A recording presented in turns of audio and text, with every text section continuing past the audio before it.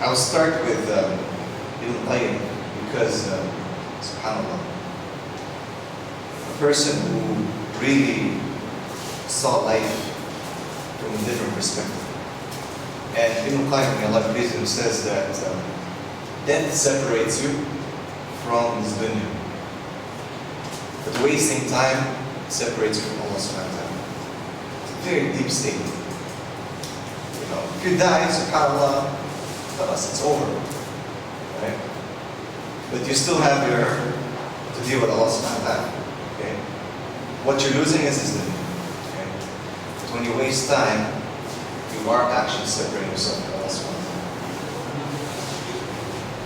I was driving on Emirates Road. I should have mentioned the name of the road. I was driving on a road in a country somewhere. Okay.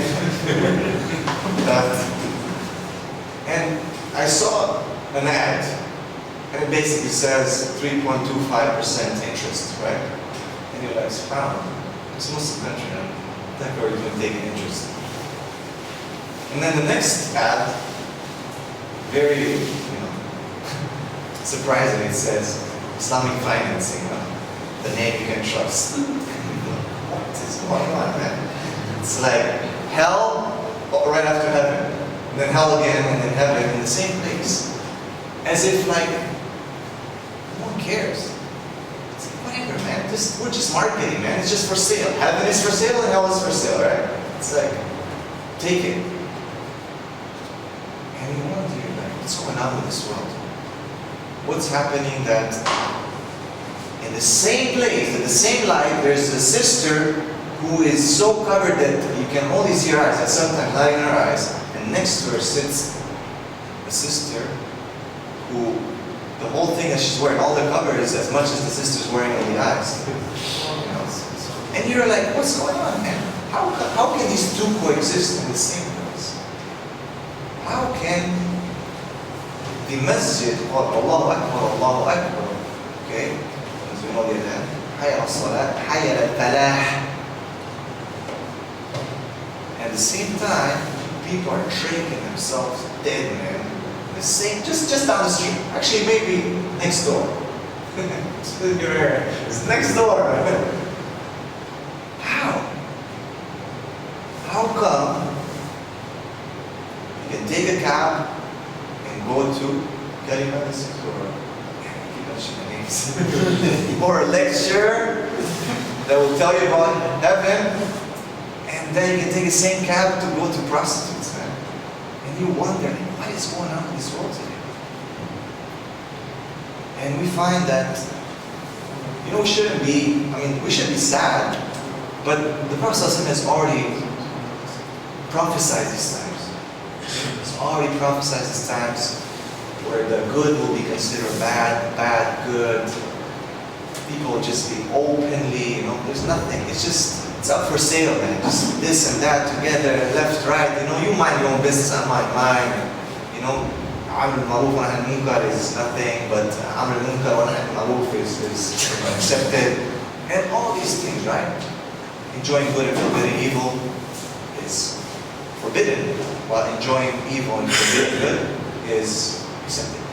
You got times where, for God's sake, 50 Cent is giving advice to high school students. What is this, man? And of course his advice is worth only 50 cents. And you got Madonna dancing on the stage, putting up religious icons, and that my colleagues, my non-Muslim clients are like, how do you guys tolerate this? You got Snoop Doggy Dogg wrapping it up and then saying, okay, I'm going back to blaze up. So, what's going on in this life? What's going on in this world? How can we, account for these events in our lives? And you take it as you want, but sometimes just, may Allah subhanahu wa ta'ala forgive us, we should hate it at least in our hearts when we see it subhanahu. And the thing is that a lot of people today are not even hating it anymore. If you say something like, man, what's wrong with you? It's your heart. Right? So, if we look at this time that we live in, these are hard times. So these are the times that we need the Muslims the most. The ones that are left, the ones that are committed to the deen, the ones who can take this da'wah and carry it forward. And we don't want them sleeping. The Muslims are sleeping, it's the reality. You know, you go to Fajr prayer, and you got a line, 2 lines, and if you sit down, I sat down, I tried to think about it a few times, try to average out and take sample population and then generalize it to the Muslim world, okay? And really, I might be wrong, by 5%, 10, whatever, but about 85% of the Muslims don't pray Fajr prayer. Or, you know, let me say, you know, we give them the benefit of the doubt. They don't pray in the masjid. Let's just make it like that. Allah Akbar. They don't pray in the masjid. Fajr. About 85% of the Muslims don't pray 5 times a day. That's a lot. That's a big number, man. It is a big number. Right? So, if we look today, we saw some examples of non-Muslims waking up at 4 in the morning. And as I was driving today, early in the morning, coming to Dubai, you know what I've seen on the road? And I made a point to look. I've seen most of the non-Muslims, the Goras. Okay? And they're like going and doing activities. Like, you know, they're like in their like little, you know, men are like wearing like winter shorts and, you know, these kind of things. And they're going swimming. They're like, yeah. And they're like really up and going, you know, kayak, canoe, and they're all like, you know, going to the desert or something. And the Muslims are sleeping. They're like, it's Jum'ah. Extra time, you know. But really, because, and subhanAllah, you know, with the non-Muslims, they have left their religions a long time ago. You know, they're not committed. But they have realized, rationally, they have understood something that the Muslims are taking for granted. And that is that in the morning you can do a lot. In the morning, you can do a lot. And Allah subhanahu wa ta'ala has said about time, has swore by time. Too many ayats. Okay, and the most famous that we know is أعوذ بالله من الشيطان الرجيم والعصر إن الإنسان لفي خسر. Okay, by time, indeed, without a doubt, man is at loss. Okay? Any other ayats that you guys know? What Fajr? Okay, any other one? What Duha? Okay, these are all certain different periods. But subhanAllah, Al-Asr is something very important. The scholars, they said that the Arabs used to use the Asr as the time that the one who sells ice has to sell his ice before it melts, before he cannot get any more profit. It's a short time, right? Because imagine at the time, the heat, no AC, nothing. So you have to sell your ice before it melts. So you gotta do it fast. Okay? So this time is very short, subhanAllah. And you know, we need to generalize, because wasting time is not just a Fajr that we can't wake up. It's throughout the day. We waste time. I mean, we're probably, you know, experts at wasting time. And we need to understand that time is something that will not come back. Okay, this is something that, without a doubt, this is one thing in your life that you will never be able to gain. Right? You know the expression like, buy me some time. Okay? You can't buy time. It doesn't work. Okay, you always lose it. It's not going to come back. There's without a doubt, there's no doubt that, you know, time is gone. And time is life. Time is our life. 5 minutes have gone, like right now, imagine, we cannot go back. It's done. We are closer 5 minutes to death than we were 5 minutes ago. And now we're closer by 3, 4, 5 seconds than when I started saying the whole time. So this is just the way it is. Now there's a beautiful hadith that I'm sure everyone has heard about, and has reported, like Mu'adh ibn Jabal, about the 5 things that you should take. You'll be questioned about. 5 things you should take adventure. Okay? And 5 things that we will be questioned about on the Day of Judgment is the life, our life, how we spent it. Okay, the youth, our youth, the wealth, how did we get it, and the wealth and how do we spend it, and the knowledge, how do we acquire it, what did we do. Okay, and these are very, very important things. But if we look at these things, all these aspects involve what? Time. Okay, all these aspects, all these parts involve time. And a lot of time, we think that, I got another 5 minutes, another 10 minutes, I'm going to go, it's fine, no problem, just chill out, right? Don't rush me. I don't want to be stressed out. But the thing is that we don't have time. A lot of time, brothers and sisters,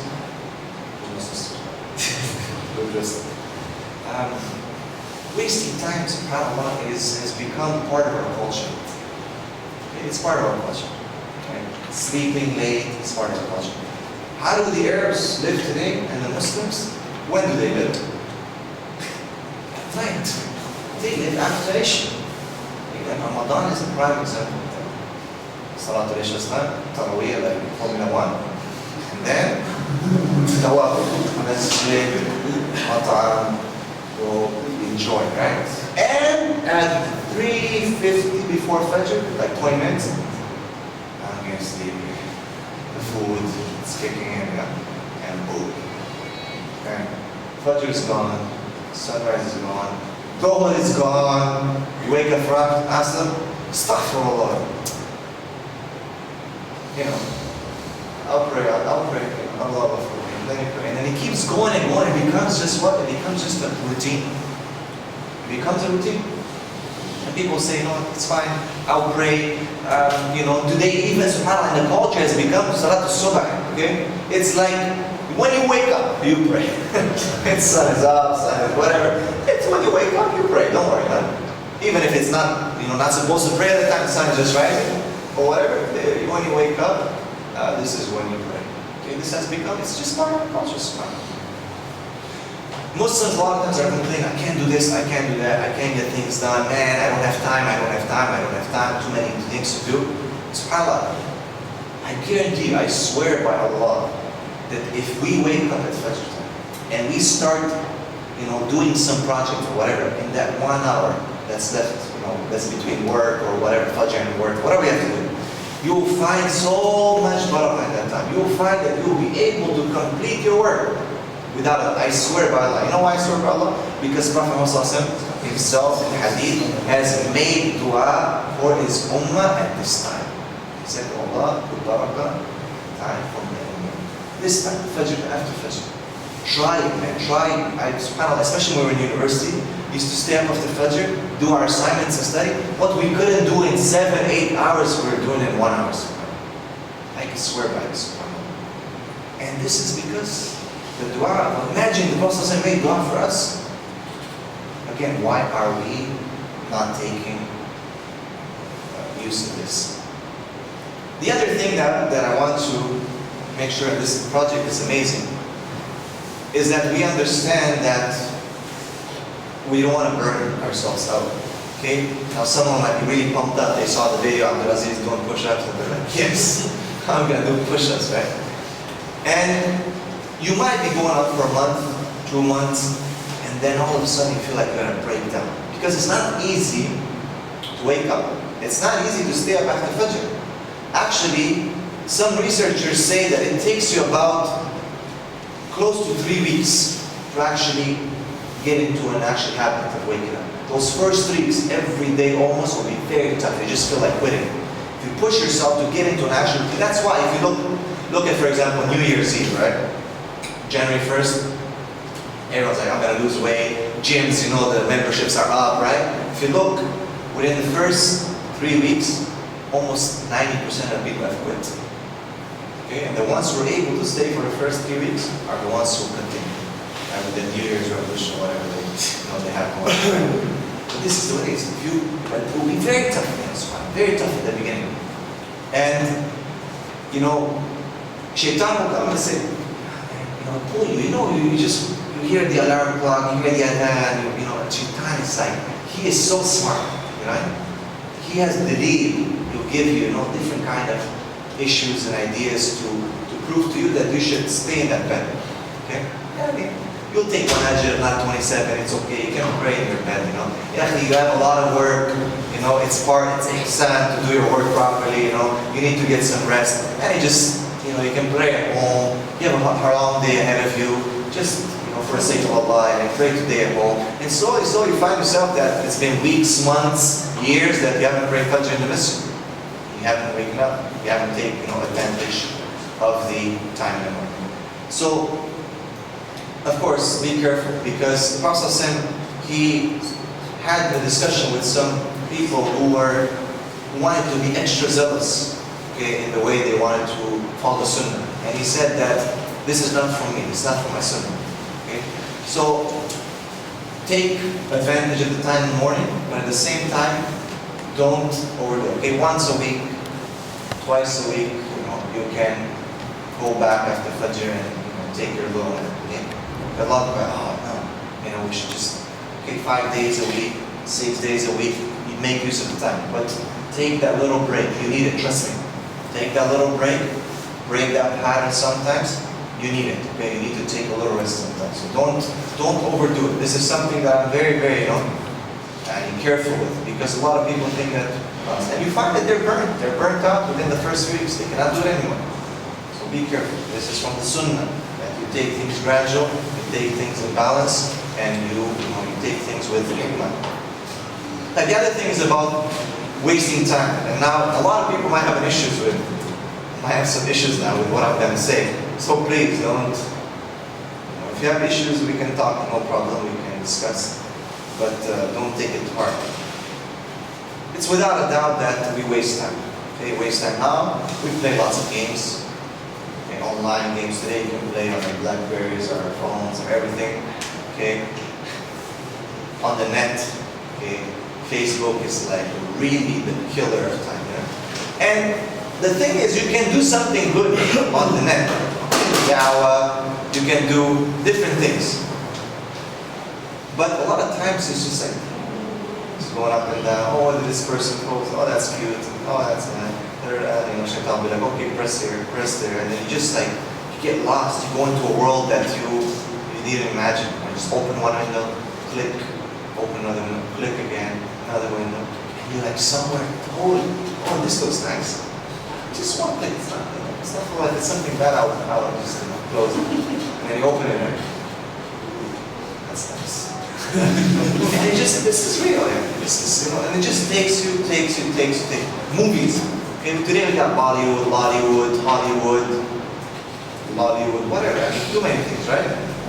And everyone's, and they're like, I'm gonna just it's good. It's about love. I need to learn about love. It's part of Islam. And I need to learn how to dance on my wedding night. So, and we just start wasting time, a lot of time. I'm not saying this haram, that haram. I'm not even gonna get into that, right? But just wasting time. Another thing that we are wasting time with is that we talk a lot. Okay? And we joke a lot. And there's nothing wrong with joking, alhamdulillah, when it comes to within the limits. There's limits to them. And we need to understand sometimes, and I'm addressing you now as my brother, I noticed that, and I like to joke sometimes, but I noticed on our group sometimes that the joking really gets out of hand, okay? And the thing is that you might think it's funny, but the other person might think it's not funny. And shaitan will come to that person and put something in the heart, some pain, and slowly will develop into some kind of feeling, some kind of animosity, and then you just find something being dropped here, something being dropped there, tell this person not to come if he doesn't want to, tell this person to stay away, like these kind of, excuse me, but they're like kind of rude, right? Like to be in an open, thing. And these things are being hard in our hearts. Because not everyone thinks that your joke is funny. And not everyone is able to absorb a joke. Okay, sometimes we start joking about appearances, about how we speak, and we can't change this sometimes. We cannot change sometimes, and it starts hurting. Because some people might have complexes about these issues, about how they look, about how they speak. Too many people, I've told them many times in school and so on and so forth. And now, for us who are doing this humble and amazing endeavor, this assignment, for your own close brothers that you're trusting, they're supposed to be practicing to say the same things. That creates an association with the past, and all of a sudden you start developing some kind of feelings towards that brother. And you can't, khalas, it's done. You cannot work together anymore. You cannot trust him. You come, you smile, you shake hands and all that, but you can't really trust each other. And it's not professional at all. If we want to put ourselves out there to compete with, a'udhu billah, these people are da'wah fi sabil shaitan. Okay, we need to beat them on every single level. On how we present ourselves, how professional we are, how we can get things done. And, we're not punctual. To be honest, this is one of the things. There's different. Sometimes there's problems, whatever. But on a regular basis, I think punctuality is a big issue. Right? So this is something very important. Be careful with what you say, because what you say might hurt the other person. Allah subhanahu wa ta'ala mentions that in the Quran about how we address each other, what we say to each other, and also teaches us how manner dealing with scholars, with brothers, and how we should address each other. And the very famous hadith that we know, right? Whoever believes in Allah, let him say something good. Well, is it? But I want to go back to something. I know we don't have too much time.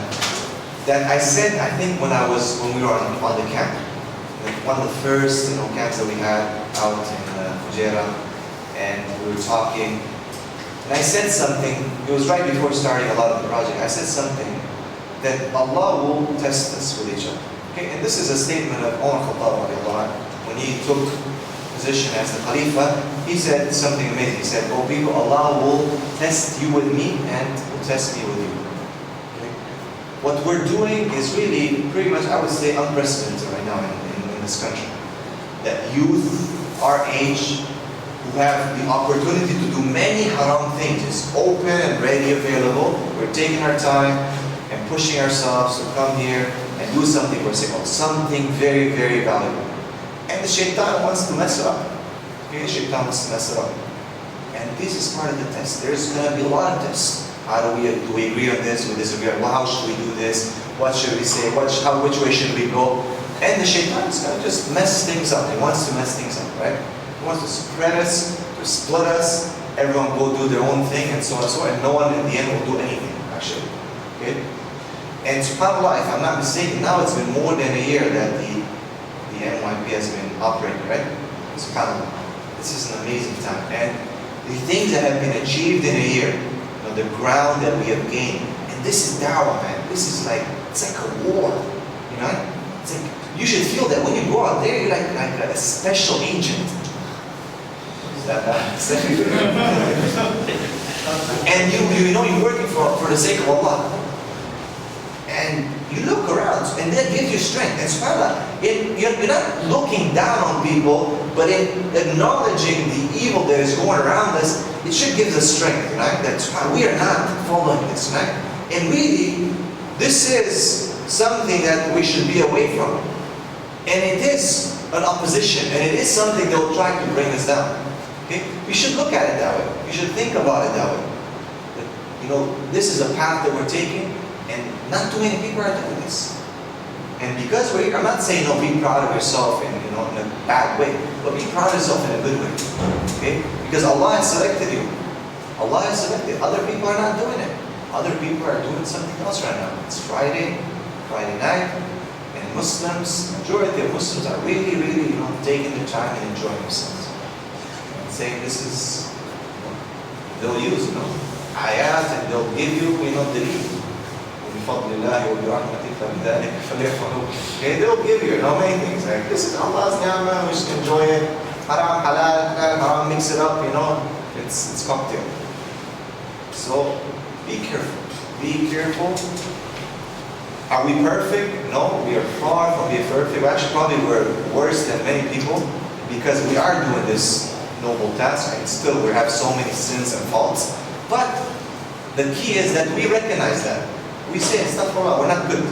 And we make tawbah to Allah subhanahu wa ta'ala over and over and over. Don't let shaitan tell you that, man, you're messed up, you shouldn't be here, just go back with the rest of the messed up people. Don't let shaitan say that. This is one way he will try to mess you up. He will try to spoil your intention, he will try to question your intention, try to make you feel bad and say, I don't belong here. Whichever way he's going to try to come. Associate partners with Allah in this matter, many things. So do not obey the shaitan. The other, I think, last point that I need to talk about, that I noticed, and Allah subhanahu wa ta'ala make it easier on us, is the unity, okay? The unity that we need to maintain. We need to maintain this unity. It's very important.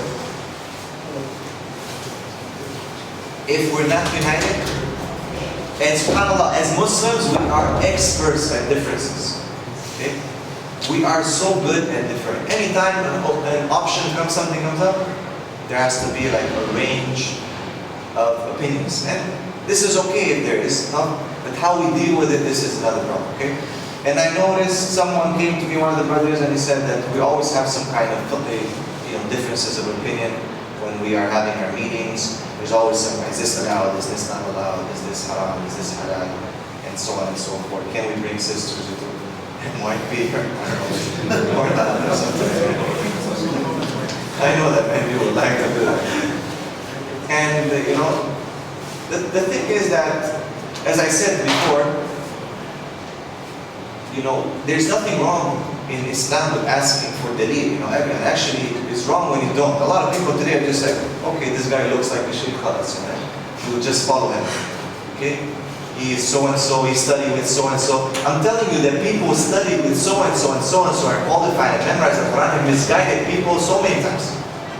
Okay? And I don't want to give you examples because this is not from the way of the Sunnah to name people. But throughout the Islamic history, trust me, brothers and sisters, there has been a lot of people who are very qualified in Islam who have misguided many people.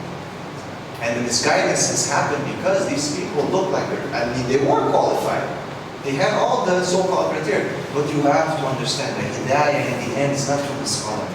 It's from Allah subhanahu wa ta'ala. If the person, even for a second, follows their desires, it doesn't matter how many qira'at of the Quran he has memorized.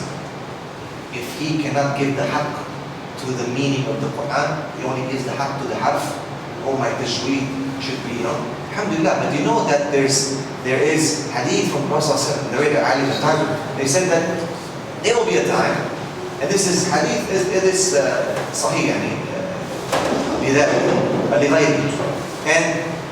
he said that there will be a time when the Quran, nothing will be left of the Quran except the decoration, the calligraphy. Okay, just the calligraphy, the letters in it, the huruf. And nothing will be left of Islam except people will be saying La ilaha illallah and so on. And the masajid will be full of people actually. There will be people in the masajid, but their hearts will be diseased. Okay, their hearts will be diseased. And I'm not, please don't take me wrong, I'm making a point here. Okay? And the originators of the fitna itself will be so-called scholars. Okay? So-called scholars who are calling people, follow me, I'm qualified. Keep quiet, don't ask anything. Okay? And they're just misguiding. I studied here. Today we're like, we move from Bollywood movies, from superstars, but we're falling like true superstars. Right? This sheikh, my sheikh, your sheikh, this sheikh, it's like Superman versus Batman, and they become like superheroes. Okay? And I'm not any disrespectful, again, please be careful, right? That you don't misunderstand. But the people of Israel have fallen into this, the Christians have fallen into this, and now the Muslims are falling into the same thing. Okay, as per the hadith, the Prophet said that you will follow the Christians and the Jews, you will follow these people into the whole of the religion. Okay? So, we need to be careful.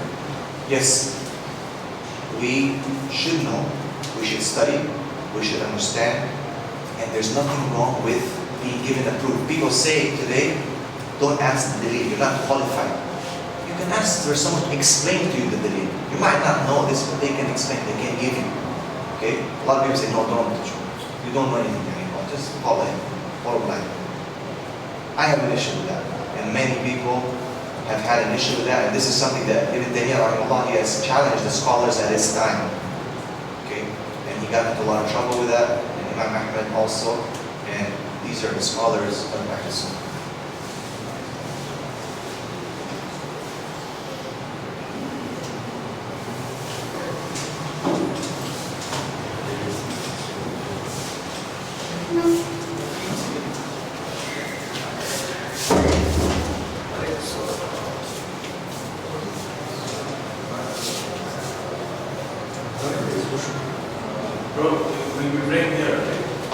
5 minutes after the other minute, so we can finish them.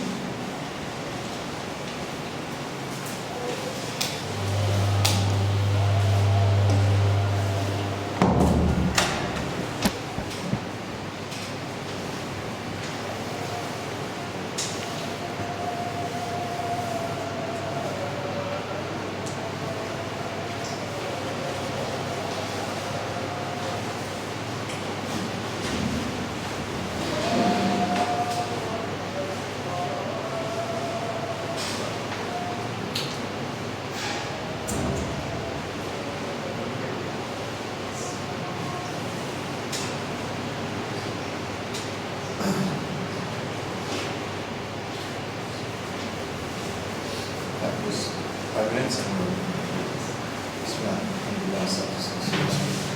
so again, please don't misunderstand me what I'm saying. You don't say that disrespect this or disrespect that. It's just that that's what the Apostle said.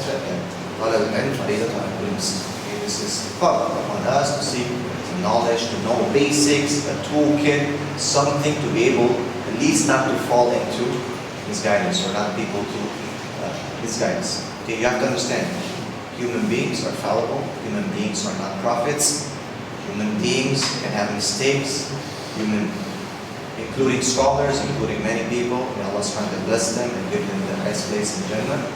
But each and every person is responsible to seek the knowledge, to ask the people of knowledge, to do some kind of effort to understand. So when we have differences of opinion in gathering like this, some person has heard from Islam Q&A, that this is wrong. I told brothers before, I mean, we know the scholars from Islam Q&A and we consider them our teachers and everything. But you have to understand that fatwas that come from the internet are catered for the person who has asked the question. You can't just take the fatwa and generalize it. If you ever talk to a mufti, he'll ask you many questions specifically to you, because he has to make sure that this is for you. Be careful about generalizing fatwas. This is something that sometimes is very dangerous, has caused people who are very ignorant to take these things and go and proclaim kufr and many things on many different people. That I read around the internet, or Sheikh so-and-so said that, and you're like, when did he tell you that? Well, no, I read it on the internet. I mean, it's like, this is not the way Islamic knowledge is taken.